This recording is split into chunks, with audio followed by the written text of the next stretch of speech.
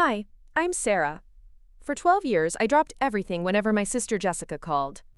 I held her hand through 2 miscarriages, helped plan her wedding, and stayed up countless nights when her anxiety got so bad she couldn't sleep. When she was diagnosed with stage 4 pancreatic cancer at 34, I quit my marketing job in Chicago to move back to Millfield, Ohio to take care of her. For 8 months, I was there every single day, driving her to chemo, cooking meals she could actually keep down, and holding her hair back when the treatments made her violently sick. Then, at her funeral, as they lowered her casket into the ground, her husband Michael looked me dead in the eye and said, "You never mattered to her, Sarah. She only tolerated you because she felt sorry for you." Before we jump back in, tell us where you're tuning in from, and if this story touches you, make sure you're subscribed, because tomorrow, I've saved something extra special for you. 3 days later, when the lawyer read Jessica's will in his mahogany-paneled office, my name was the first one called. Michael's face went white as the lawyer announced that my sister had left me everything: the house, the life insurance money, her art studio, and a letter that would expose the truth about who Michael really was. I still remember the phone call that changed everything. It was a Tuesday morning in March, and I was sitting in my cramped Chicago apartment, laptop balanced on my knees as I worked on a social media campaign for a local restaurant chain. The spring light was streaming through my small kitchen window, and I had just taken a sip of my second cup of coffee when my phone rang. Jessica's name flashed on the screen, which wasn't unusual. My sister called me at least 3 times a week, usually to vent about something or ask for advice about her marriage or her art career. "Hey Jess," I answered, cradling the phone between my ear and shoulder as I continued typing. "What's going on? You sound different." There was a long pause, longer than usual, and when she finally spoke, her voice was barely above a whisper. "Sarah, I need you to sit down. I just got back from the doctor and—" Her voice cracked. "I have cancer, pancreatic cancer. Stage 4. The laptop slid off my knees and clattered to the floor. Stage 4, pancreatic cancer. I knew enough about medicine from my college biology classes to understand what that meant. My hands started shaking as I gripped the phone tighter. "Jess? No, are they sure? Did you get a second opinion? Maybe there's been a mistake." "There's no mistake," she said, and I could hear her crying now. "They ran the tests 3 times. Dr. Martinez says I have maybe 6 to 12 months if I'm lucky. The tumor is too advanced for surgery, but they want to try chemotherapy to slow it down." I was already moving, pulling clothes from my dresser and throwing them into a suitcase. "I'm coming home. I can be there by tonight." "Sarah, you don't have to." "Yes, I do," I interrupted, my voice firm despite the tears streaming down my face. "You're my sister. I'm not letting you go through this alone." The drive from Chicago to Millfield took 4.5 hours, but it felt like both an eternity and no time at all. My mind raced with memories of Jessica and me growing up together. We were only 2 years apart. She was 34 and I was 32, but we had always been close despite our different personalities. Jessica was the artistic one, the dreamer who saw beauty in everything and believed the best about people. She had graduated from Ohio State with a fine arts degree and spent her 20s creating pottery and paintings that she sold at local craft fairs and small galleries. I was the practical one, the planner who had moved to Chicago for a marketing degree and built a steady career in digital advertising. When Jessica married Michael 3 years ago, I had been her maid of honor. Michael Garrett was a real estate agent in Millfield who specialized in luxury homes. He was handsome in a conventional way. Tall, broad-shouldered with perfectly styled dark hair and a smile that he used like a weapon to disarm people. At first, I thought he was good for Jessica. He seemed stable, financially secure, and he claimed to support her art career. But over the years, I had started to notice things that bothered me. Michael had a way of making subtle comments that undermined Jessica's confidence. Preparing and narrating this story took us a lot of time, so if you are enjoying it, subscribe to our channel. It means a lot to us. Now, back to the story. When she got excited about a new painting, he would say things like, "That's nice, honey, but maybe you should focus on something more practical." When she sold a piece at a gallery, he would point out how little money she had made compared to the hours she had invested. He never directly told her to stop creating art, but he had a talent for making her feel foolish for pursuing it. I had tried to talk to Jessica about these concerns once, about 6 months after their wedding. We were sitting in her art studio, a converted garage behind their house that she had transformed into a bright, airy workspace, filled with canvases, pottery wheels, and the sweet smell of paint and clay. Jessica was working on a series of abstract paintings inspired by the changing seasons, and her face was lit up with the kind of joy I hadn't seen in months. "Jess," I had said carefully, "are you happy? I mean, really happy?" She had paused, her brush hovering over the canvas. "Of course I'm happy. Why would you ask that? It's just, sometimes when you talk about your art around Michael, you seem to shrink a little, like you're apologizing for something you love." Jessica had set down her brush and turned to face me, her expression defensive. "Michael is practical, Sarah. He's trying to help me see the bigger picture. Not everyone can afford to chase dreams forever. But your art isn't just a dream, Jess. You're talented. You've sold pieces. You could build something real with this if you had support." "I do have support," she had said, but her voice lacked conviction. "Michael loves me. He wants what's best for me." I had let the subject drop, but the conversation had stayed with me.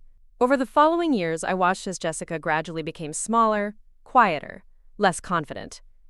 She stopped talking about her art with the same enthusiasm.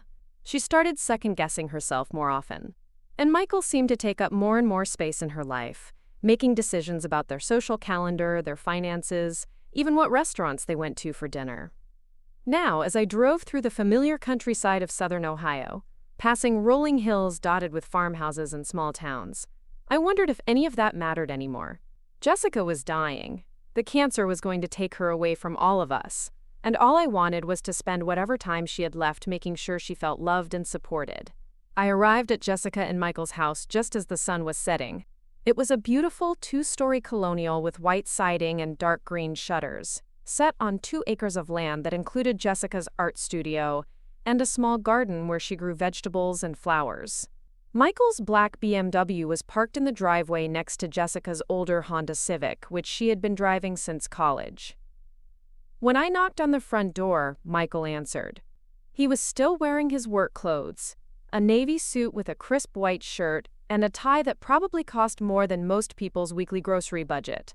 His expression when he saw me was neutral, polite, but not particularly warm.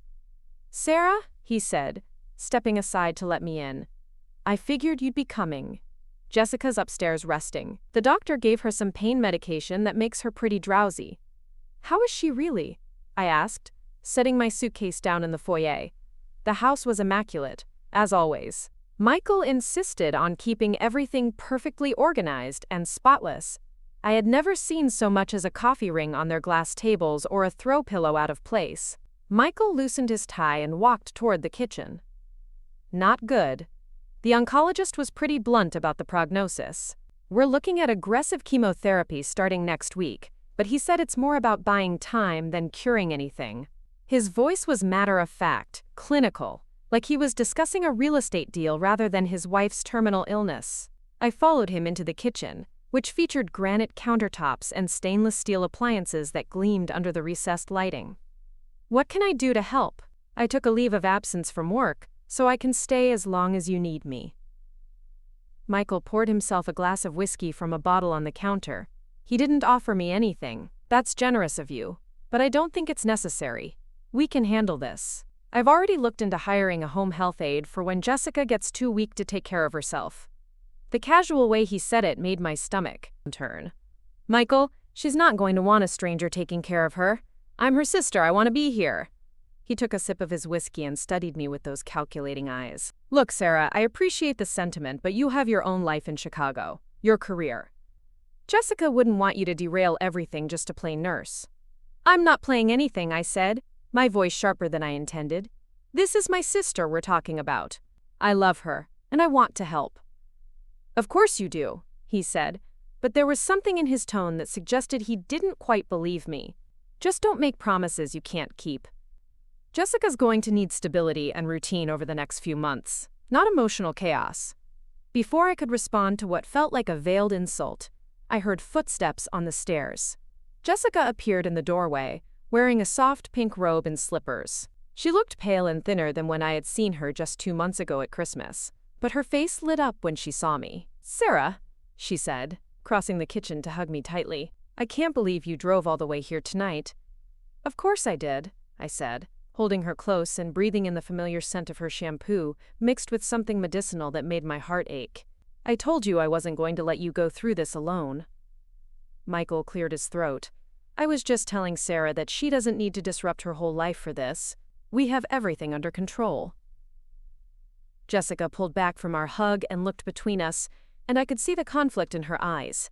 She wanted me there, I could tell, but she also didn't want to be the cause of any tension between Michael and me. This was classic Jessica, always trying to keep the peace, always worried about being a burden. "Sarah, you really don't have to stay," she said, but her voice was uncertain. "I know how important your job is. My job will be there when I get back," I said firmly. "You're more important than any marketing campaign. I want to be here with you, if you'll let me." Tears filled Jessica's eyes and she nodded. "I'd like that. I'd really like that." Michael's expression tightened almost imperceptibly, but he managed to smile. "Well, if you're determined to stay, I suppose we can set up the guest room for you." That was the beginning of what would become the most difficult and meaningful 8 months of my life. I moved into Jessica and Michael's guest room and established a routine that revolved entirely around my sister's care and comfort. Every morning, I would wake up early to prepare breakfast, usually something light that wouldn't upset her stomach. I drove her to all her medical appointments, took notes during her consultations with doctors, and researched every aspect of her treatment online. The chemotherapy was brutal. Jessica would spend hours at the cancer center, hooked up to IV bags filled with chemicals that were supposed to shrink her tumor, but made her feel like she was being poisoned. I sat with her during every session, reading aloud from books she loved or playing her favorite music on my phone. When she was too tired to talk, I would just hold her hand and watch the steady drip of the medication that was both harming and helping her. The side effects were devastating. Jessica lost her beautiful auburn hair within the first month. She had always been proud of her hair. It was thick and wavy and caught the light in the most gorgeous way. When it started falling out in clumps, she cried for hours. I helped her shave off what remained and took her shopping for scarves and hats. We spent an afternoon in her art studio, and she painted a self-portrait wearing a bright yellow head wrap, capturing a strength in her own eyes that I'm not sure she realized she possessed. The nausea was constant and severe. Jessica could barely keep anything down for the first few days after each treatment. I learned to make ginger tea, bought every type of anti-nausea candy and crackers available, and kept a detailed food diary to track what she could tolerate. There were nights when I would sit beside her bed, rubbing her back as she threw up into a bucket, whispering that it was going to be okay even when I wasn't sure I believed it myself. Through all of this, Michael maintained his normal routine, with minimal adjustments. He went to work every day, showing houses to potential buyers and attending real estate meetings. He would come home in the evening, ask how Jessica was feeling, and then retreat to his home office to make phone calls or work on his laptop. On weekends, he played golf with his business associates or attended networking events. When I suggested that he might want to spend more time with Jessica, he told me that maintaining their financial stability was his way of taking care of her. "Someone has to keep earning money," he said one evening when I found him in his office while Jessica was sleeping upstairs. "The medical bills are going to be astronomical, and if I don't keep working, we'll lose everything." I understood the practical reality of what he was saying, but something about his approach felt cold and disconnected. Jessica was dying, and he seemed more concerned about their financial portfolio than spending precious time with his wife. When I was with Jessica, I could see the loneliness in her eyes. She missed the person Michael used to be before the diagnosis, or maybe she missed the person she thought he was. As the months passed, I watched Michael's patience with Jessica's illness begin to wear thin. He started making comments about the smell of her medications, the mess that accumulated around her bedside table, and the way her treatments disrupted their social calendar. When Jessica had to cancel dinner plans because she was too weak to leave the house, Michael would sigh heavily and make remarks about how her illness was affecting his business relationships. "The Hendersons were expecting to meet you," he said one evening after Jessica had spent the day throwing up from her latest chemo session. "I had to make up some excuse about why you couldn't come to their anniversary party. People are starting to think something's seriously wrong. Something is seriously wrong, I snapped before I could stop myself. Your wife has cancer, Michael. People will understand. He gave me a cold look. Not everyone needs to know our personal business, Sarah.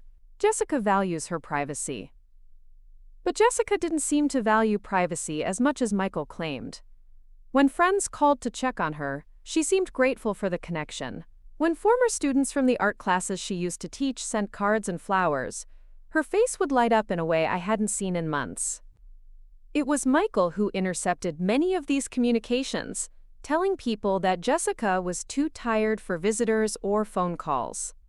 I started to notice other things that bothered me. Michael would roll his eyes when Jessica talked about her art, or mentioned wanting to finish a painting she had started before her diagnosis. When she expressed interest in organizing her portfolio or maybe having a small exhibition of her work, he would change the subject or point out how exhausting it would be for her. He seemed to view her artistic pursuits as frivolous distractions rather than meaningful expressions of who she was. One afternoon in October, about 6 months into Jessica's treatment, I found her crying in her art studio.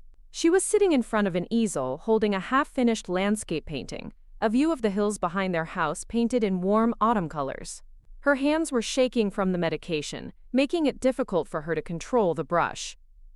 I can't do it anymore, she said when she saw me. I can't paint.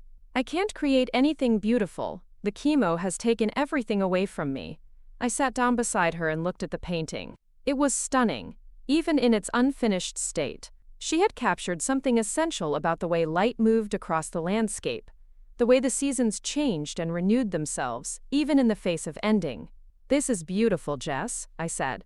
Your hands might be shaky, but your eye is still perfect.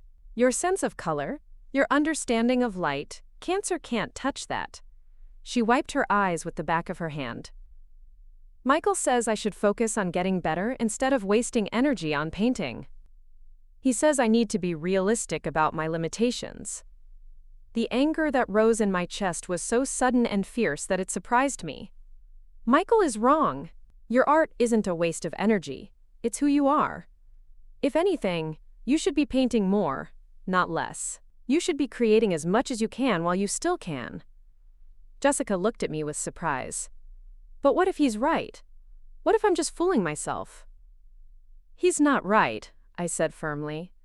And even if you only had one painting left in you, it would still be worth creating. Your art matters, Jessica. It matters because it comes from you, and you matter. That conversation marked a turning point in our relationship during those final months. Jessica began painting again, despite Michael's subtle disapproval. We set up a schedule where I would help her to the studio every afternoon when she had enough energy. She couldn't work for long periods, and her hands trembled from the medication. But she created some of the most emotionally powerful pieces I had ever seen. She painted herself as she was, bald, thin, marked by illness, but also as she had always been, radiant, creative, unafraid to see beauty in unexpected places. During this time, I also began to understand the full extent of Michael's control over Jessica's life. He managed all their finances and had never encouraged her to have her own bank account or credit cards. He made decisions about their social calendar without consulting her. He had convinced her that her art was a hobby rather than a legitimate career, despite the fact that she had been selling pieces and teaching classes before their marriage. Most troubling of all, I realized that Jessica had begun to see herself through Michael's eyes, as someone who was impractical, overly emotional, and slightly burdensome.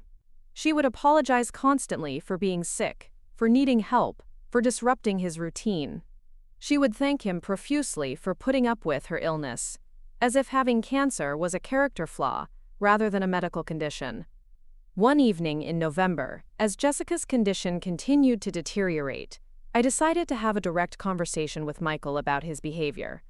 Jessica had gone to bed early after a particularly difficult day, and Michael was in the living room watching television and drinking his nightly whiskey. "We need to talk," I said, sitting down across from him. He muted the television and looked at me with mild irritation. "What about?" "About Jessica. About how you're treating her." His expression hardened. "I don't know what you're talking about. I'm doing everything I can to take care of her." Are you? I asked.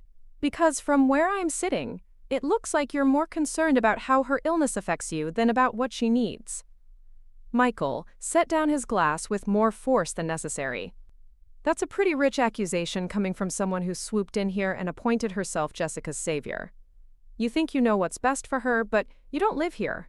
You don't have to deal with the daily reality of this situation. The daily reality is that your wife is dying, I said, my voice rising despite my efforts to stay calm. And instead of supporting her dreams and helping her feel valued, you're making her feel like a burden. I'm trying to help her be realistic, he replied coldly. False hope isn't kindness, Sarah. Encouraging her to waste her energy on art projects when she should be focusing on treatment isn't helping anyone. Her art isn't a waste of energy. It's what gives her life meaning. And right now, meaning matters more than treatment because the treatment isn't working. The words hung in the air between us, brutal in their honesty. We both knew that Jessica's latest scans had shown continued progression of her cancer despite months of chemotherapy. Her oncologist had started talking about palliative care and making her comfortable rather than pursuing aggressive treatment. Michael's face went pale, and for a moment I thought I saw genuine grief in his eyes. But then his expression hardened again. You don't get to come in here and tell me how to handle my wife's illness. You're not her husband. You're just her sister who feels guilty for living your own life in Chicago and thinks you can make up for it by playing hero for a few months. The accusation hit me like a physical blow because there was just enough truth in it to sting. I did feel guilty about living my life while Jessica was sick. I did feel like I should have seen the signs of her illness earlier, should have visited more often, should have been a better sister all along. But I also knew that my guilt didn't invalidate my concerns about how Michael was treating her. Maybe you're right about my motivations, I said quietly. But that doesn't change the fact that Jessica deserves better than what you're giving her right now. Michael stood up and walked to the window, his back to me. You don't understand what it's like to watch someone you love die slowly. You don't understand the pressure of trying to hold everything together when your world is falling apart. His voice cracked slightly, and I felt a flicker of sympathy for him. This couldn't be easy for him either. Watching Jessica deteriorate was agonizing for me, and I could only imagine how much harder it was for her husband. You're right, I said more gently. I don't understand what it's like to be in your position. But I do understand what it's like to love Jessica, and I know that she needs to feel valued and supported right now. She needs to know that her life has meant something, that her art matters, that she matters. Michael didn't respond for a long moment. When he finally turned back to face me, his expression was carefully neutral. I think this conversation has gone far enough. Jessica needs rest, and so do I. We can discuss this another time if necessary. It was a dismissal, and we both knew it. As I walked upstairs to check on Jessica one last time before going to bed, I realized that Michael and I would never see eye to eye about what she needed during her final months. But I also realized that I didn't need his approval to continue supporting my sister in the way I thought was best. The first real crack in the facade came on a snowy December morning when Jessica collapsed in the bathroom. I heard the crash from the kitchen where I was making her usual breakfast of plain toast and weak tea, and I ran upstairs to find her crumpled on the tile floor, her face gray with pain and exhaustion. The fall had reopened a small cut on her forehead from where she had hit the edge of the vanity, and blood was trickling down her temple. Jess! I dropped to my knees beside her, my hands shaking as I checked for serious injuries. What happened? Are you okay? She tried to sit up, but winced and fell back against the wall. I got dizzy. I think I stood up too fast. Her voice was barely a whisper, and I could see that even this small effort was draining what little energy she had left. I grabbed a washcloth and gently cleaned the blood from her forehead while helping her lean against the bathtub. The cut wasn't deep, but seeing her so fragile and helpless made my chest tight with panic. We need to call Dr. Martinez. This could be a sign that something's changed. No, Jessica said quickly, grabbing my wrist with surprising strength. Please don't call him yet. I just need to rest for a minute. Michael will be upset if we have to go to the emergency room again. The way she said it stopped me cold. Again? What do you mean, again? When did you go to the emergency room? Jessica's eyes darted away from mine and she started fidgeting with the hem of her nightgown. Last week, when you went to Chicago to pick up more of your things, I had some chest pain, and Michael thought we should get it checked out. I stared at her in disbelief. Why didn't you tell me? I would have come back immediately. That's exactly why I didn't tell you, she said, her voice taking on that apologetic tone that had become so familiar over the past months. You've already given up so much to be here. Michael said I shouldn't bother you with every little medical issue. The anger that had been simmering inside me for weeks finally boiled over. Jessica, you having chest pain isn't a little medical issue. And I'm not here because I have to be. I'm here because I want to be. You're my sister, and I love you. Tears started flowing down Jessica's cheeks and she covered her face with her hands. I know you love me, Sarah. But sometimes I feel like such a burden on everyone. Michael has to work extra hours to pay for all my medications, and you gave up your entire life in Chicago, and for what? I'm not getting better, I'm just getting worse and making everyone miserable. My heart broke hearing her talk about herself this way. I pulled her into my arms, feeling how much weight she had lost even in the past few weeks. You are not a burden. You are not making anyone miserable. You're fighting the hardest battle anyone could face, and you're doing it with more grace and courage than I could ever manage. We sat on the bathroom floor together, and I let her cry against my shoulder until she had no tears left. When she finally pulled back, I helped her stand and walked her slowly back to bed. As I tucked the covers around her, a thought occurred to me that made my stomach churn. Jess, what did the doctors say when you went to the emergency room about the chest pain? She was quiet for a long moment, staring at the ceiling. They said it was probably anxiety. The cancer hasn't spread to my lungs yet, so the pain was likely just stress and fear. She turned her head to look at me. But Sarah, there's something else. Something I haven't told you. I sat down on the edge of the bed, bracing myself for whatever she was about to say. What is it? Dr. Martinez wants to stop the chemotherapy. He says it's not shrinking the tumor anymore, and the side effects are making my quality of life worse. He's recommending that I switch to palliative care. Her voice was steady, but I could see the fear in her eyes. The words hit me like a punch to the gut. Palliative care meant giving up on treatment and focusing only on keeping her comfortable until she died. When did he tell you this? 2 weeks ago. But Michael thinks we should try a different type of chemo first. There's an experimental treatment at Cleveland Clinic that might work. I felt a chill run down my spine. What do you think? What do you want to do? Jessica was quiet for a long time, and when she finally spoke, her words were barely audible. I'm tired, Sarah. I'm so tired of feeling sick all the time. I'm tired of throwing up and losing my hair and not being able to paint without my hands shaking. Sometimes I think Dr. Martinez is right. Maybe it's time to stop fighting and just try to enjoy whatever time I have left. The admission hung between us like a delicate thread, and I knew I had to be careful with my response. This wasn't about what I wanted or what Michael wanted. This was about Jessica's choice to make. Have you talked to Michael about how you feel?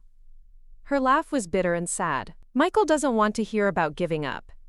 He says that's not the Jessica he married, that the Jessica he married was a fighter. He's already made an appointment at Cleveland Clinic for next week. The pieces of a disturbing picture were starting to come together in my mind. Michael wasn't just dismissive of Jessica's art.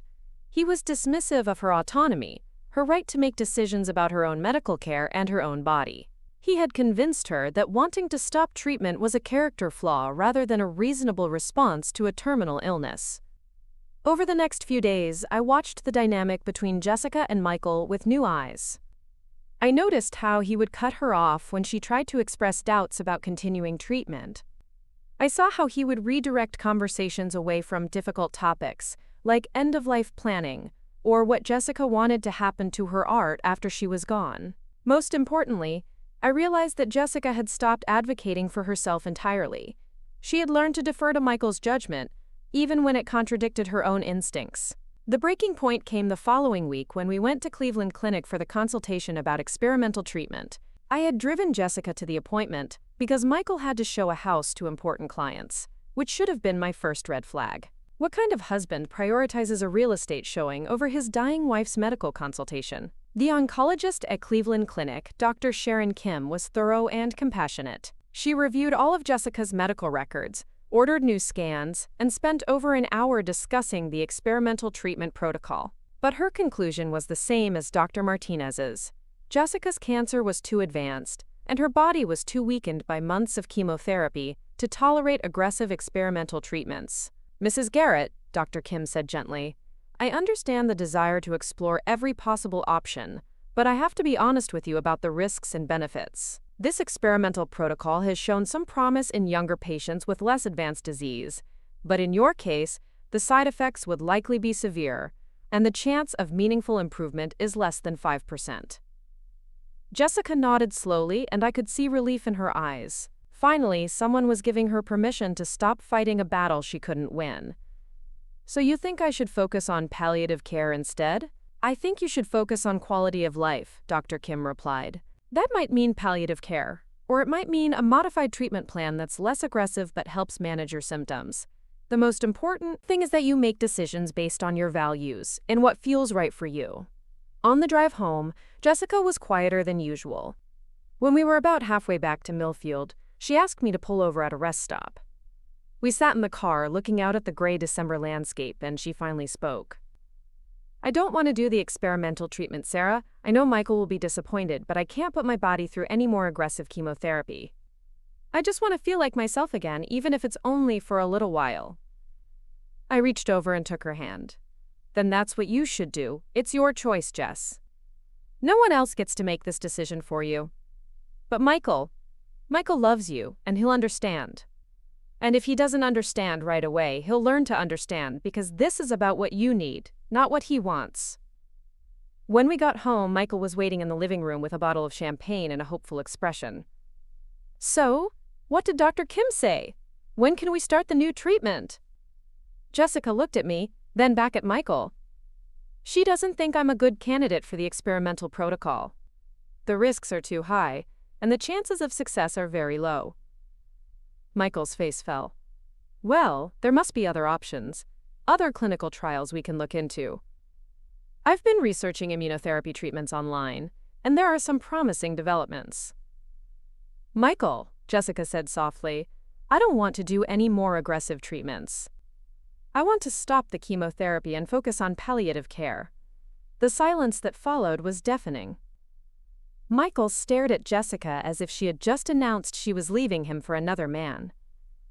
"You want to give up? Just like that?" "I'm not giving up," Jessica said, but her voice was already becoming smaller, more apologetic. "I'm just accepting reality.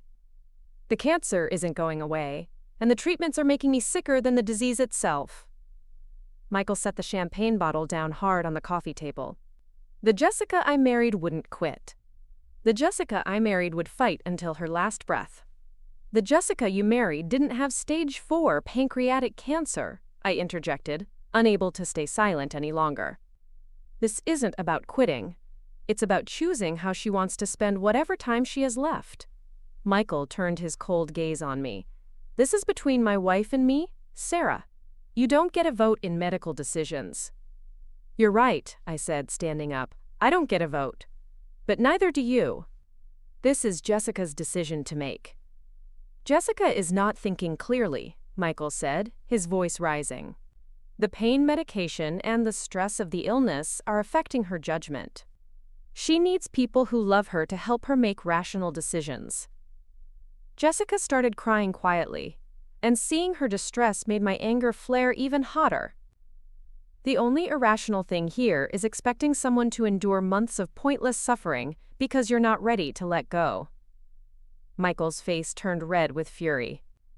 "How dare you? How dare you come into my house and tell me how to care for my wife? You've been here for 8 months, playing the devoted sister, but where were you for the past 10 years when Jessica needed support with her art career?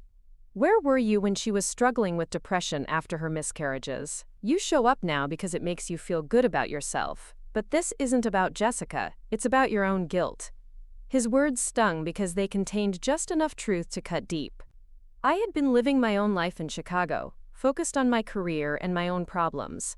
I hadn't been as present as I should have been during Jessica's struggles with infertility and depression. But that didn't change the fact that I was here now, advocating for what Jessica wanted rather than what I wanted.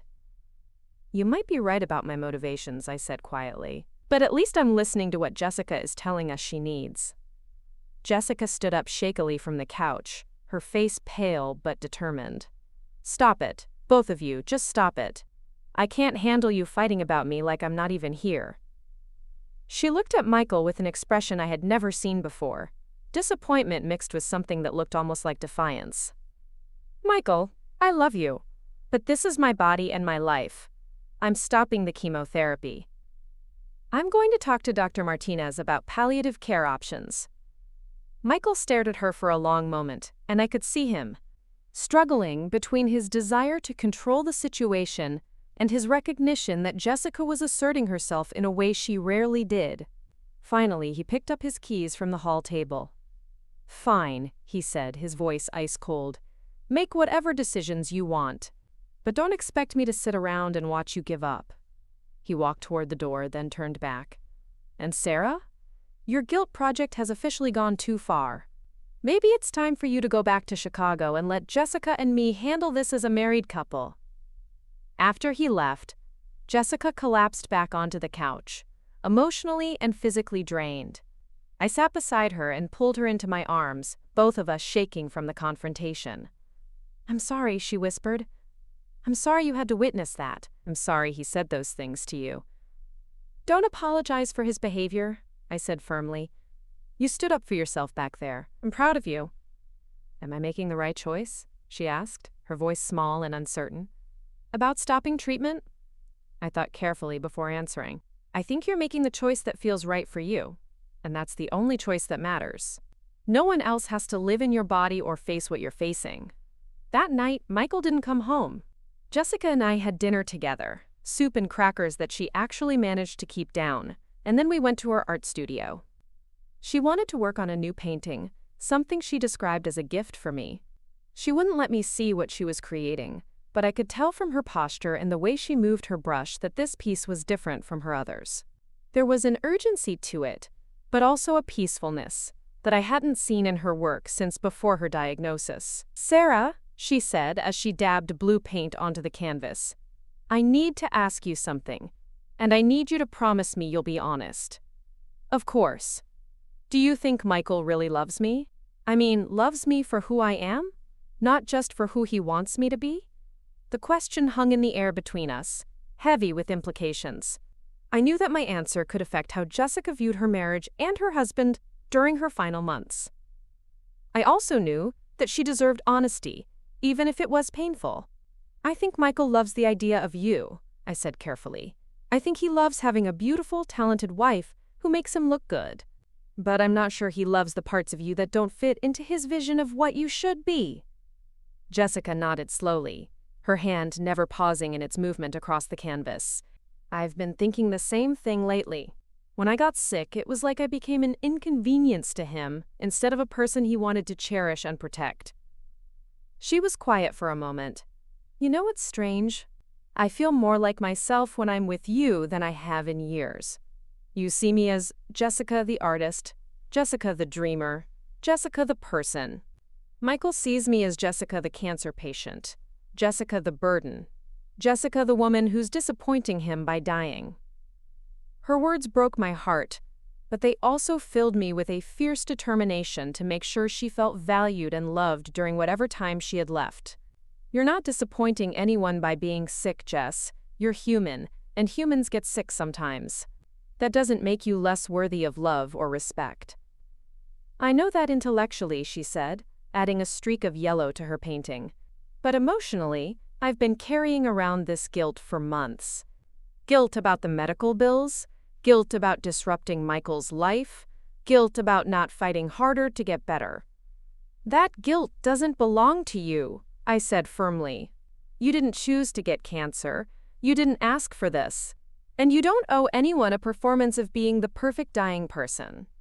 Jessica laughed, a real laugh that I hadn't heard in months. The perfect dying person. God, when you put it like that, it sounds so absurd. It is absurd. You're allowed to be scared and tired and ready to stop fighting if that's how you feel. You're allowed to prioritize your comfort and happiness over other people's expectations." We worked in comfortable silence for a while, Jessica painting and me organizing her art supplies. I found myself thinking about the patterns I had observed over the past 8 months. Not just Michael's behavior toward Jessica, but Jessica's behavior toward herself. She had internalized so many of his messages about what she should prioritize, how she should feel, what she should want. Breaking free of those messages was going to take time and conscious effort. When Michael finally came home around midnight, Jessica and I were in the living room watching old episodes of a comedy show we had loved as teenagers. He walked through the front door without acknowledging either of us and went straight upstairs to their bedroom. Jessica winced at the sound of the door slamming. "He's angry," she said quietly. "He'll get over it," I replied, though I wasn't entirely sure that was true. "And if he doesn't, that's his choice to make." Over the next several days, Michael's behavior became increasingly passive-aggressive. He would make snide comments about Jessica's decision to stop treatment, usually disguised as concern for her well-being. He would forget to pick up her pain medications from the pharmacy, leaving me to make emergency trips to get her prescription filled. Most troublingly, he started scheduling social events and work obligations during times when Jessica typically needed the most help, forcing me to handle her care alone. The pattern became clear. Michael was punishing Jessica for asserting her autonomy by withdrawing his support and making her more dependent on me. It was a calculated move designed to make her feel isolated and guilty about her medical decisions. The final straw came 2 weeks before Christmas when Jessica had a particularly bad day. She had been sick all morning from the lingering effects of her last chemotherapy session, and by afternoon she was too weak to get out of bed. I was in the kitchen making her some broth when I heard voices in the bedroom. Jessica's weak and apologetic, Michael's cold and accusatory. I crept closer to the stairs to listen, and what I heard made my blood run cold. "I can't do this anymore, Jessica," Michael was saying. "I can't watch you give up on yourself and our marriage. The woman I married was a fighter, not a quitter." "I'm not giving up on our marriage," Jessica replied, her voice barely audible. "I'm just trying to die with some dignity. There's no dignity in quitting. There's no dignity in choosing comfort over hope." "Michael, please, I'm so tired. I just want to spend whatever time I have left feeling human instead of poisoned." "Fine. If that's really what you want, then maybe you should think about what that means for us. Maybe you should think about whether this marriage can survive if you're not willing to fight for it." I had to grip the banister to keep from charging up the stairs and confronting him. Michael was essentially threatening to abandon Jessica unless she submitted to medical treatments that would cause her tremendous suffering with virtually no chance of success. He was holding their marriage hostage to force her compliance with his wishes. When Michael came downstairs a few minutes later, I was waiting for him in the living room. His expression when he saw me was guilty and defiant at the same time. "We need to talk," I said, my voice shaking with barely controlled anger. "Not now, Sarah. I'm late for a client meeting." "Yes, now, because what I just heard upstairs crosses every line of decency and respect." Michael stopped walking and turned to face me.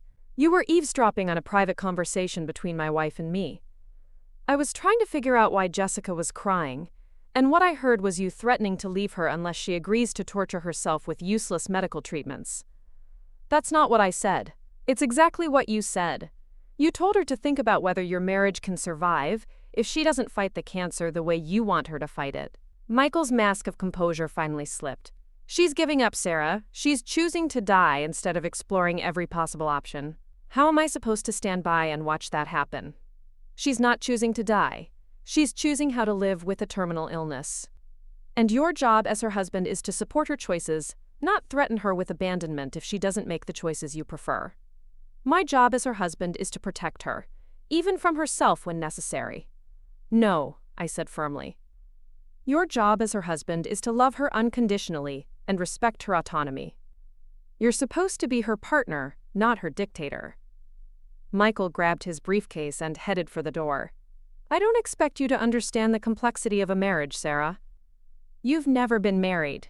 You've never had to watch someone you love destroy themselves with poor decisions." After he left, I went upstairs to check on Jessica. I found her staring out the window at the gray winter sky, tears streaming down her face.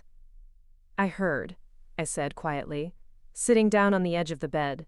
I'm sorry. He's right, though, she said without looking at me. I am giving up. Maybe I should try the experimental treatment. Maybe I should fight harder. Jessica, look at me. I waited until she turned her head toward me. You are not giving up. You are making an informed decision about your own medical care, based on your values and your understanding of your situation. That's not giving up. That's taking control. But what if he leaves me? What if I die alone? The fear in her voice broke my heart. First of all, you're not going to die alone, because I'm here and I'm not going anywhere. Second, if Michael would leave you for making a reasonable decision about your own medical care, then he's not the man you thought you married. Jessica was quiet for a long time, processing what I had said. Finally, she spoke in a voice that was stronger than it had been in weeks. I want to call Dr. Martinez tomorrow and set up a meeting about palliative care options. And I want you to come with me. Of course I'll come with you. And Sarah, I want to finish my paintings. All of them. I want to organize my portfolio and maybe have a small exhibition. I know Michael thinks it's pointless, but it's important to me. I squeezed her hand. Then that's what we'll do. We'll finish your paintings and we'll organize your portfolio and we'll plan the most beautiful exhibition anyone has ever seen. For the first time in months, Jessica smiled with genuine happiness. Thank you for seeing me, Sarah. Thank you for seeing who I really am underneath all the sickness and fear. I love who you really are, I said. And I'm going to make sure everyone else sees it too. The night of Jessica's exhibition opening, I helped her get dressed in the hospital room, choosing a flowing emerald green dress that complemented her complexion and hid how much weight she had lost. A nurse had arranged for a lightweight wheelchair, and Dr. Martinez had personally cleared her for a 2-hour visit to the gallery with the understanding that I would monitor her condition closely. I can't believe this is actually happening, Jessica said as I helped adjust the silk scarf she wore to cover her head. For years, Michael convinced me that my art wasn't ready for public exhibition. Now here we are. You look beautiful, I told her, and I meant it. Despite the physical toll of her illness, there was a radiance about Jessica that came from finally pursuing something she truly wanted. Are you ready for this? She nodded, though I could see nervous excitement in her eyes. I've been ready for this my whole life. The ride to Morrison Gallery took 15 minutes, and Michael followed us in his own car. He had been silent during the preparations at the hospital, his disapproval radiating from every gesture. When I asked if he wanted to ride with us, he declined, saying he needed to make some work calls first. When we arrived at the gallery, I was stunned by the transformation. Patricia Morrison and her staff had created something magical. Jessica's paintings were perfectly lit and professionally displayed, with elegant placards describing each piece and the chronology of her artistic development.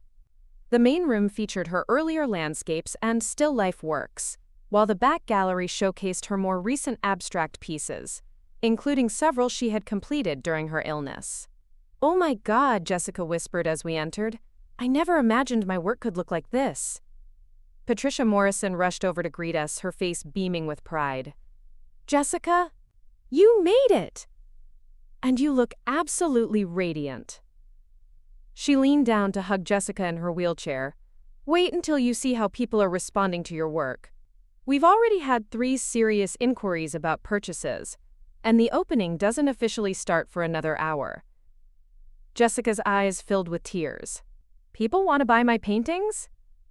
"Honey, people are calling your work extraordinary. The art critic from the Columbus Dispatch is here, and she's been taking notes for 20 minutes.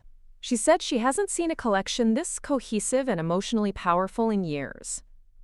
As Patricia wheeled Jessica through the gallery to see the full installation, I watched my sister's face transform.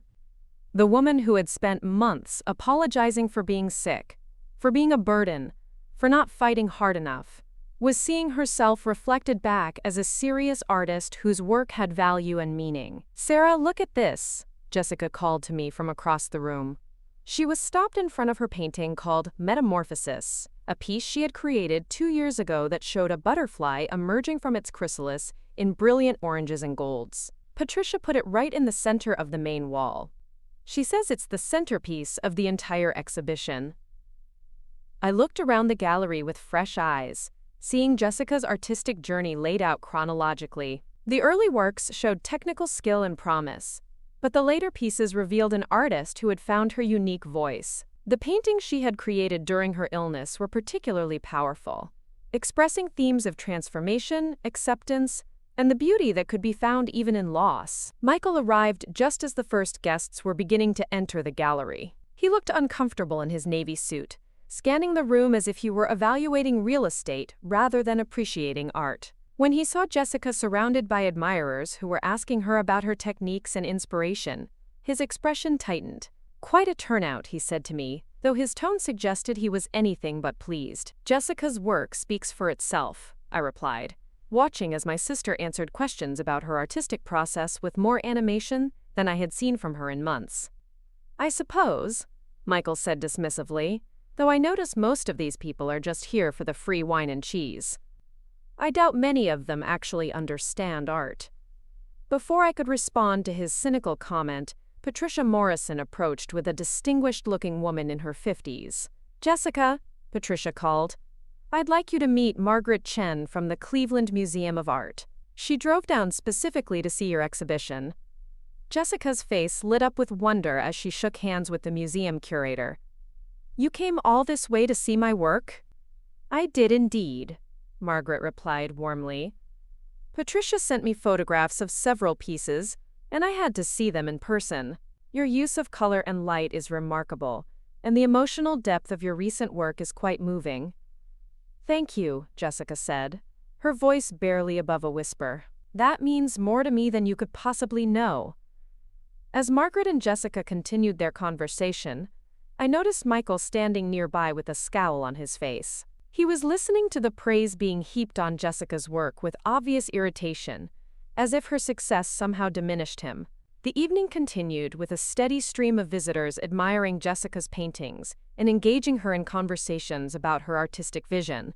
A local art collector named David Wright spent nearly 30 minutes discussing her technique for capturing light in her landscape pieces. A young artist named Amy Torres told Jessica that her abstract work had inspired her to experiment with new approaches to color. But the most meaningful moment came when Mrs. Eleanor Hartwell, Jessica's former high school art teacher, arrived at the exhibition. Mrs. Hartwell was now in her 70s, but she had driven over an hour to attend the opening. "Jessica Marie Thompson," she said, using Jessica's maiden name as she approached the wheelchair. "I always knew you had something special in you, but seeing all of this together..." She gestured around the gallery with tears in her eyes. "This is what real artistic legacy looks like." Jessica began crying, and Mrs. Hartwell knelt down beside the wheelchair to hold her former students' hands. "You remember what I used to tell you in class about art being a conversation between the artist and the world? That art is how we share our deepest truths with others," Jessica quoted. "Exactly. And looking at these paintings, I can see that you never stopped having that conversation. Even through illness, even through difficult times, you kept creating and sharing your truth. That takes tremendous courage." I was standing nearby, tears streaming down my face when I felt someone move up beside me. It was Michael, but instead of being moved by the emotional scene, he looked impatient. "How much longer is this going to go on?" he whispered to me. "Jessica's been out of the hospital for 2 hours. She should be getting back to rest." I looked at him in disbelief. "Michael, this is the most important night of Jessica's artistic career. She's surrounded by people who appreciate and understand her work. Can't you see how happy she is?" "She's exhausted," he insisted. "Look at her. She can barely sit up straight." I glanced at Jessica, and while it was true that she looked tired, she also looked more alive than she had in months. The combination of physical weakness and emotional fulfillment was complex, but there was no question that being at her exhibition was nourishing her spirit in a way that no medical treatment had been able to do. "She's not ready to leave yet," I said firmly, "and I'm not going to cut short the most meaningful evening she's had in years, just because you're uncomfortable with her success." Michael's face flushed with anger. "Her success? Sarah, This is a small-town gallery exhibition, not the Metropolitan Museum of Art. Let's keep things in perspective.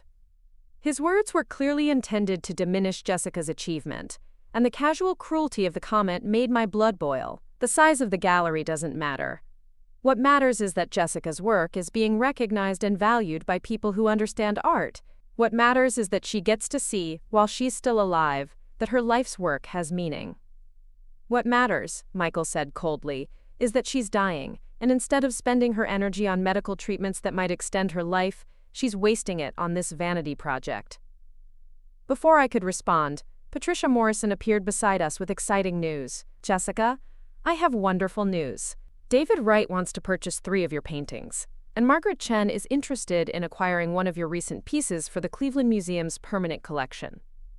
Jessica's face glowed with joy and disbelief. A museum wants to buy one of my paintings? Not just any museum, Patricia clarified. The Cleveland Museum of Art is one of the most respected institutions in the Midwest. Having your work in their collection would be a tremendous honor. I watched Jessica process this information, seeing her realize that her art would outlive her, that future generations would see and appreciate what she had created. It was a form of immortality that no medical treatment could provide. Michael's reaction, however, was entirely different. How much are they offering? He asked Patricia bluntly. The question hung in the air awkwardly. Patricia glanced at Jessica uncertainly, clearly unsure of how to respond to such a direct inquiry about money, at what was supposed to be a celebration of art. We haven't discussed prices yet, Patricia said diplomatically. These are preliminary expressions of interest. The actual negotiations would happen later, after Jessica has had time to consider her options. Well, we'll definitely need to discuss the financial aspects, Michael said, speaking as if Jessica weren't sitting right there. Given our current medical expenses, selling some paintings could be very helpful. I saw Jessica's face fall as Michael reduced her artistic triumph to a financial transaction. The joy and pride she had been feeling moments earlier dimmed as she was reminded that, in her husband's eyes, her art was valuable only for its monetary worth. Michael, I said quietly, maybe this isn't the time or place to discuss selling Jessica's work. When is the time? He replied sharply. When we're facing bankruptcy from medical bills? When we have to sell the house because we can't afford the mortgage? His comments were drawing attention from other gallery visitors, and I could see Jessica shrinking with embarrassment. This was supposed to be her night, her moment of recognition and celebration, and Michael was turning it into a discussion about their financial problems. Why don't we step outside for a moment? I suggested, hoping to move the conversation away from Jessica and the other guests. No, Michael said loudly enough that several people turned to look. I think it's time for Jessica to come home. She's been out long enough, and we have practical matters to discuss. Jessica looked up at him with tears in her eyes. Michael, please, just another hour. People are still arriving, and I haven't had a chance to talk to everyone. You've talked to enough people, he said dismissively. This little ego trip has gone on long enough. It's time to get back to reality. The way he said little ego trip made my anger flare beyond my ability to control it. This isn't an ego trip, Michael. This is Jessica receiving recognition for 30 years of serious artistic work. This is her legacy being celebrated. Her legacy? Michael laughed bitterly. Her legacy is being my wife. Her legacy is the marriage we built together. These paintings are just hobby projects that you've helped her turn into some kind of grand delusion. The cruelty of his words silenced the nearby conversations. People were staring now, witnessing a domestic conflict that was completely inappropriate for the setting. Jessica looked mortified, her moment of triumph collapsing under the weight of Michael's public humiliation.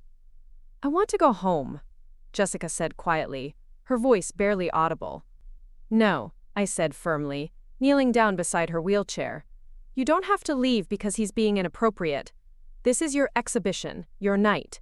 You have every right to stay and enjoy it. I can't, she whispered, tears streaming down her face. I can't handle him being angry at me. Not tonight. The defeat in her voice broke my heart. Even on what should have been one of the most triumphant nights of her life, Michael's disapproval was enough to make her doubt herself, and retreat from her own success. "Fine," I said, standing up to face Michael. "Jessica wants to go home, so we'll go home. But you should be ashamed of yourself for ruining what should have been a beautiful evening for her." "I'm trying to protect her from exhausting herself with unrealistic fantasies," Michael replied defensively. "Someone has to be the practical one in this relationship."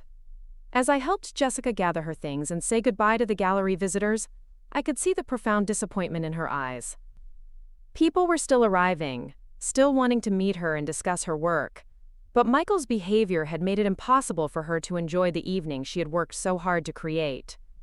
Patricia Morrison walked us to the car, her face a mixture of concern and anger. "Jessica, I hope you know that tonight was a tremendous success.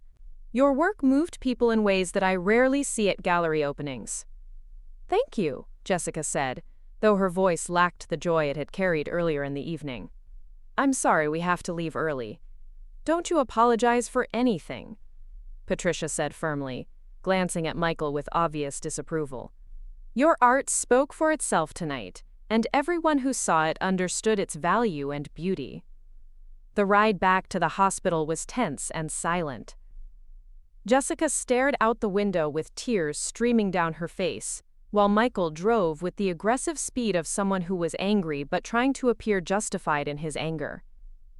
I sat in the back seat, furious at Michael for destroying what should have been one of the most meaningful nights of Jessica's life. When we arrived at the hospital, Michael helped Jessica back into her wheelchair with the brusque efficiency of someone performing an unpleasant duty. As we waited for the elevator, he finally spoke. "I hope you're satisfied," he said to Jessica. "You exhausted yourself for what? So a few people could tell you how talented you are? What good does that do you now?" Jessica looked up at him with an expression I had never seen before. It was disappointment mixed with something that looked like clarity, as if she were seeing Michael clearly for the first time. "It does me the good of knowing that my life's work matters to people other than myself," she said quietly. "It does me the good of knowing that when I'm gone, I'll have left something meaningful behind." "What you're leaving behind is a mountain of medical debt and a husband who spent the last year watching his wife give up on life," Michael replied coldly. "I haven't given up on life," Jessica said, her voice growing stronger. "I've chosen to live what's left of my life on my own terms instead of spending it in a futile fight against an unwinnable disease." "Those are not your terms," Michael said angrily. "Those are Sarah's terms. Ever since she moved in with us, you've been different. You've stopped listening to me and started listening to her." "I've started listening to myself," Jessica corrected. "For the first time in our marriage, I've started making decisions based on what I want instead of what you think I should want." The elevator arrived, and we rode up to Jessica's floor in hostile silence. But as the nurse helped Jessica back into bed, she turned to Michael with a determination I had rarely heard from her. "Michael, I need you to understand something. Tonight was important to me. My art is important to me. And I'm not going to apologize for pursuing things that give my life meaning just because you don't understand their value." Michael stood at the foot of her bed, his arms crossed and his expression cold. "Fine, Jessica. If your paintings are more important to you than your marriage, then I guess I know where I stand." "That's not what I said," Jessica replied, but her voice was tired now, drained by the emotional confrontation. "It's what you meant," Michael said. "Ever since you got sick, you've been pulling away from me and pulling toward your art and your sister. It's like I don't even have a wife anymore." The accusation was so unfair and self-centered that I couldn't stay silent. "Jessica hasn't pulled away from you, Michael. You've pulled away from her. You've made her feel guilty for being sick, guilty for pursuing her art, guilty for making decisions about her own medical care." "Stay out of this, Sarah," Michael snapped. "You've done enough damage to my marriage already." "I haven't damaged anything," I replied. "I've supported Jessica in becoming herself again after years of being diminished by your expectations and criticisms." Michael turned back to Jessica with fury in his eyes. "Is that what you think? That I've diminished you? After everything I've done for you, after all the sacrifices I've made?" Jessica was quiet for a long moment, and when she finally spoke, her words were measured and clear. I think you loved the idea of me more than you loved who I actually am. I think you wanted a wife who would be grateful for your support and never challenge your authority. But that's not who I am, Michael. I'm an artist. I'm a person with my own dreams and opinions and desires. And I'm dying, which means I don't have time to pretend to be someone I'm not, just to make you comfortable. The honesty of her words seemed to shock Michael into silence. For a moment, I thought he might actually hear what she was saying and respond with some measure of understanding or empathy. Instead, his expression hardened even further. "Fine," he said coldly. "If that's how you really feel, then maybe we should talk about what happens next. Maybe we should talk about whether this marriage can survive if you're not willing to be the partner I thought I married." Jessica stared at him in disbelief. "Are you threatening to leave me because I'm not dying the way you want me to die?" "I'm saying that I can't continue to be married to someone who cares more about their art exhibition than their relationship with their husband." The threat hung in the air between them, ugly and manipulative. Michael was essentially holding their marriage hostage unless Jessica abandoned her artistic pursuits and submitted to his vision of how she should spend her final months. "Michael," I said, my voice shaking with anger, "Jessica is dying. She's facing the end of her life, and instead of supporting her choices and helping her find meaning and joy in whatever time she has left, you're threatening to abandon her unless she conforms to your expectations. Do you understand how cruel that is?"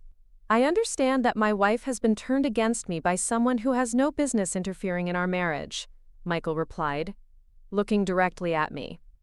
"I understand that Jessica has been manipulated into believing that her art is more important than her family." "Her art is part of her family," Jessica said quietly. "It's part of who she is. And if you can't understand that, if you can't support that, then maybe we do need to talk about what happens next." Michael stared at her for a long moment, and I could see him struggling between his desire to control the situation and his recognition that Jessica was asserting herself in a way that left him with limited options. "I need time to think," he said finally. "I need to decide whether I can stay married to someone who has become a completely different person than the woman I fell in love with." After he left, Jessica and I sat in silence for a long time. The events of the evening, the triumph of the exhibition opening followed by Michael's cruel behavior, had left both of us emotionally drained. "Am I wrong, Sarah?" Jessica asked finally. "Am I being selfish for wanting to spend my last months doing things that matter to me instead of things that make Michael comfortable?" "You're not wrong," I said firmly. "You're not selfish, you're human, and you're dying, and you have every right to choose how you want to spend whatever time you have left. But he's my husband. Shouldn't his feelings matter too?" "His feelings should matter, but not more than your autonomy. Not more than your right to make decisions about your own life and your own body." I took her hand in mine. "Jess, a loving spouse supports their partner's choices, especially during a terminal illness. A loving spouse doesn't threaten to leave unless their partner submits to their control." Jessica was quiet for a long time, processing everything that had happened. Finally, she spoke in a voice that was stronger and clearer than it had been in months.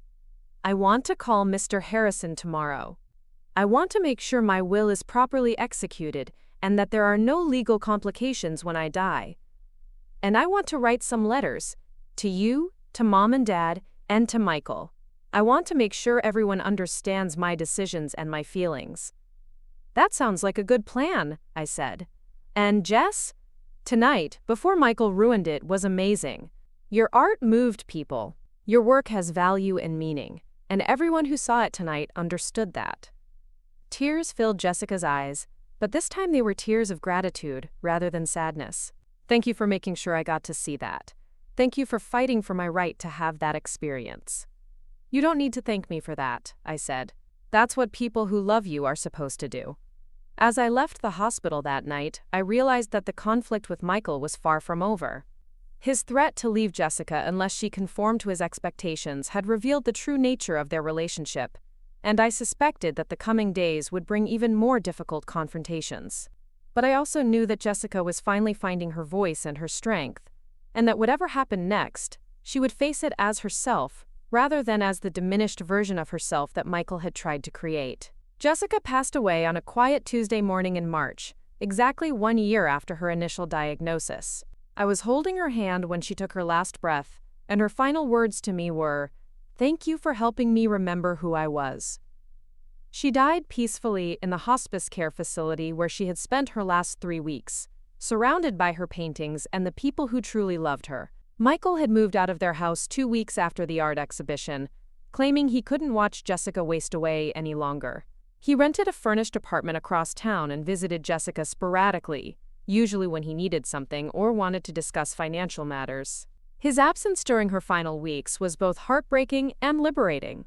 Heartbreaking because Jessica deserved better from her husband, but liberating because she was finally free to spend her last days without his constant criticism and control. The funeral service was held at St. Mary's Catholic Church, where Jessica and I had attended Mass as children with our parents. I had worked closely with Father Murphy to plan a service that honored Jessica's life and her art, not just her role as a wife. The church was filled with flowers, and Patricia Morrison had arranged for several of Jessica's paintings to be displayed near the altar, creating a beautiful tribute to her artistic legacy. As people filed into the church, I was amazed by the turnout. Art lovers from the exhibition were there, along with former students from Jessica's teaching days, childhood friends, and relatives who had driven from neighboring states. Mrs. Hartwell, Jessica's former art teacher, sat in the front row clutching a tissue and staring at Jessica's painting, Metamorphosis, which had been positioned where everyone could see it. Michael arrived just as the service was beginning, dressed in an expensive black suit that looked more appropriate for a business meeting than a funeral. He took his seat in the front pew next to our parents, but kept checking his phone throughout the ceremony, as if he had more important places to be. Father Murphy delivered a beautiful homily about Jessica's creative spirit and her courage in facing illness with grace and dignity. He spoke about her art as a gift to the world and her determination to live authentically even in the face of death. When he invited people to share memories of Jessica, the stories that emerged painted a picture of a woman who had touched many lives through her kindness, her art, and her gentle wisdom. Patricia Morrison spoke about Jessica's artistic vision and the impact her work had already begun to have in the regional art community. David Wright, the collector who had purchased 3 of her paintings, described how Jessica's use of light and color had influenced his own understanding of what art could accomplish. A former student named Maria Rodriguez tearfully recounted how Jessica had encouraged her to pursue her artistic dreams despite her family's skepticism. But it was Mrs. Hartwell's words that moved me the most. The elderly art teacher stood slowly and spoke in a voice that carried clearly through the church. Jessica never painted what she thought people wanted to see, she said. She painted what she needed to say. Even as a teenager, she understood that art was about truth-telling, about sharing the deepest parts of yourself with the world. That takes tremendous courage, and Jessica never lost that courage, not even when she was dying. When the time came for family members to speak, I had prepared remarks about Jessica's life and the love we had shared as sisters. But as I stood at the podium looking out at the gathered mourners, I felt compelled to speak about something else entirely. My sister Jessica taught me something important during her final months, I began. She taught me that it's never too late to become who you really are. She spent years letting other people define her worth and her priorities, but when she faced her own mortality, she chose to reclaim her authentic self. She chose to pursue her art, to celebrate her talents, and to live according to her own values rather than other people's expectations. I paused, looking directly at Michael, who was staring at his hands rather than meeting my gaze. Jessica's greatest legacy isn't just her beautiful artwork, I continued. It's the example she set of choosing courage over comfort, authenticity over approval, and love over control. She showed all of us what it means to live and die with integrity. After the service, we moved to Millfield Cemetery for the burial. The March air was crisp but sunny, and daffodils were beginning to bloom throughout the cemetery grounds. As the priest performed the committal service, I stood beside Jessica's casket, thinking about everything she had taught me about strength, creativity, and the importance of staying true to yourself. It was after the burial, as people were beginning to leave, that Michael approached me with an expression I couldn't quite read. We hadn't spoken privately since the night he had moved out, and I wasn't sure what to expect from this conversation. "Sarah," he said, his voice carefully controlled, "I think we need to discuss practical matters. The house, Jessica's belongings, the paintings. I'll need time to go through everything and figure out what needs to be sold to cover the remaining medical bills." I stared at him, amazed by his assumption that he would be inheriting Jessica's estate. "Michael, I think you should speak with Mr. Harrison about that. Jessica's lawyer has all the details about her will." "Her will?" Michael looked confused. "Sarah, we were married. Everything goes to me automatically unless she specifically stated otherwise." "She specifically stated otherwise," I said quietly. The color drained from Michael's face. "What do you mean?" "Jessica changed her will several months ago. She left detailed instructions about how she wanted her estate handled." Michael's expression shifted from confusion to anger in a matter of seconds. "That's impossible. She never said anything to me about changing her will. She couldn't have made major legal decisions without discussing them with me first." "She could, and she did," I replied. "Jessica was a competent adult, Michael. She had every right to make decisions about her own property and her own legacy." "This is your doing," Michael said, his voice rising enough that other mourners began to notice our conversation. "You manipulated her into changing her will while she was sick and not thinking clearly." "Jessica was thinking very clearly when she made those decisions," I said firmly. "She was thinking about what mattered most to her and who she trusted to preserve what she cared about." Before Michael could respond, Mr. Harrison approached us with a solemn expression. "Mr. Garrett, Miss Thompson, I'm sorry for your loss.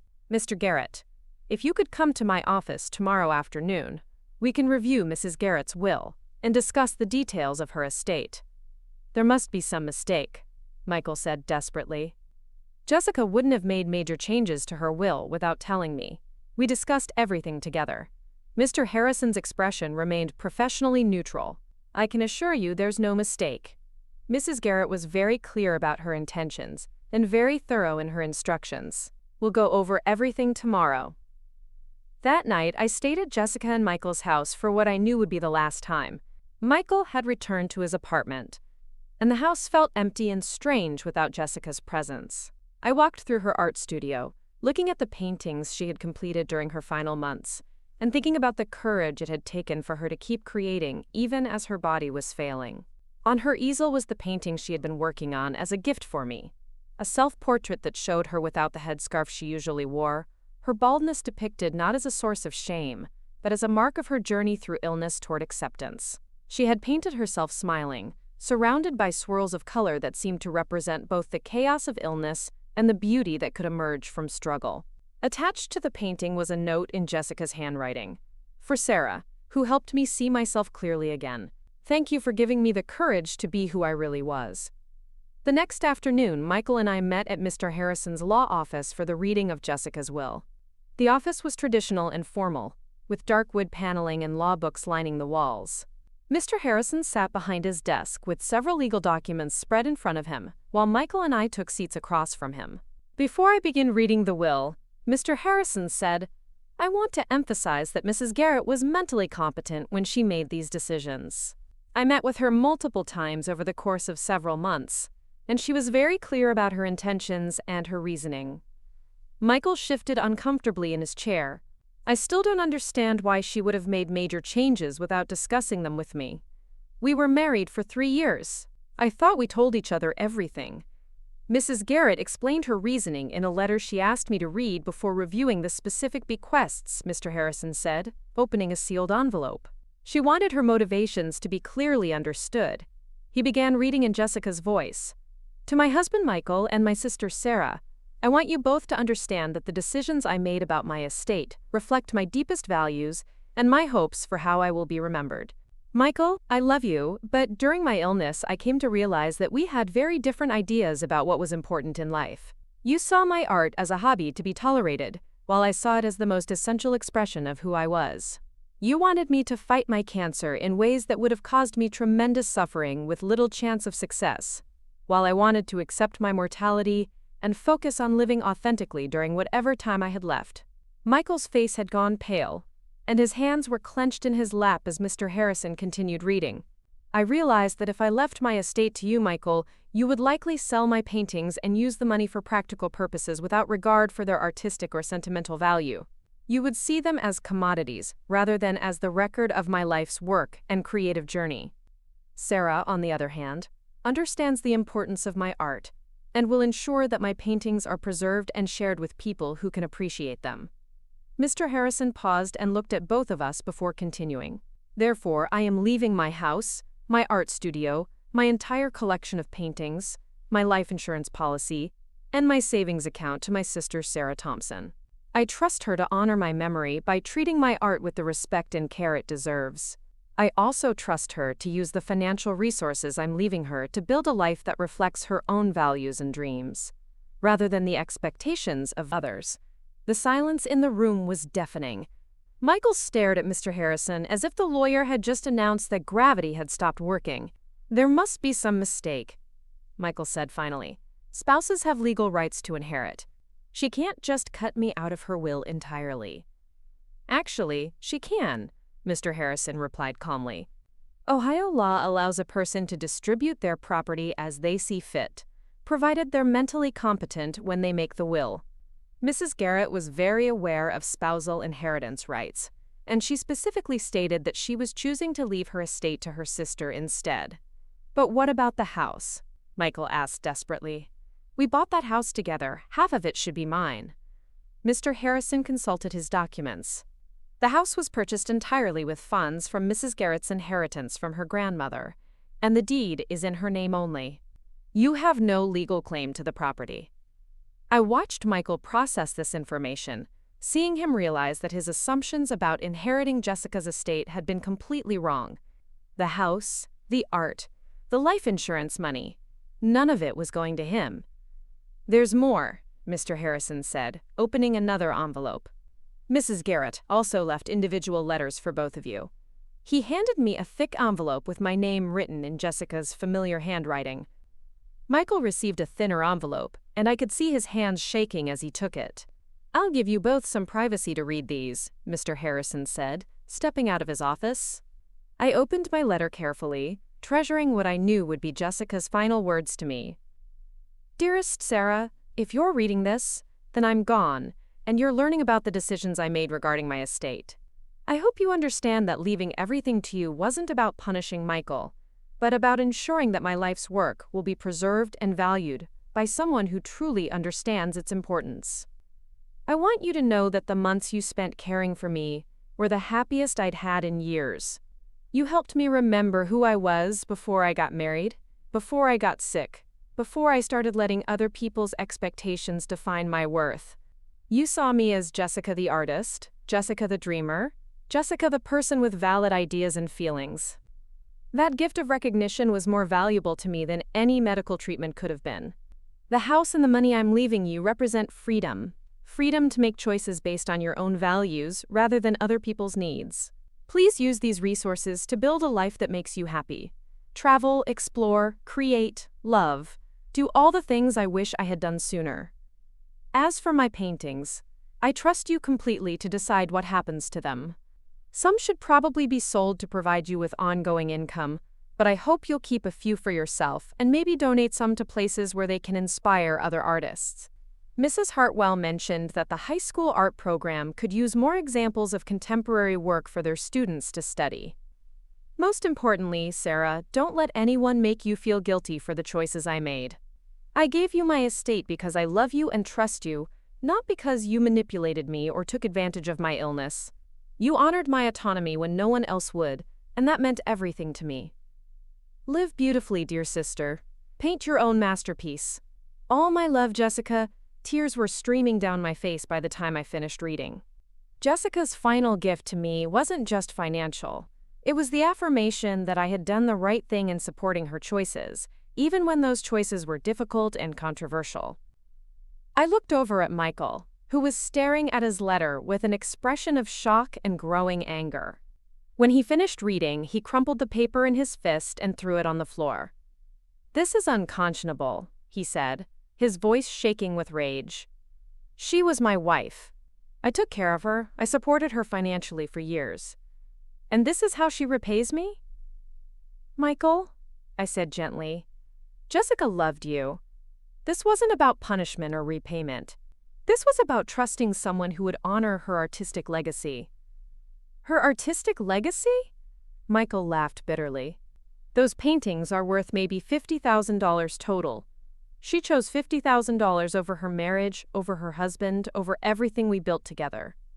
She chose authenticity over control, I corrected. She chose to be remembered as an artist rather than just as someone's wife. Michael stood up abruptly, his face red with anger.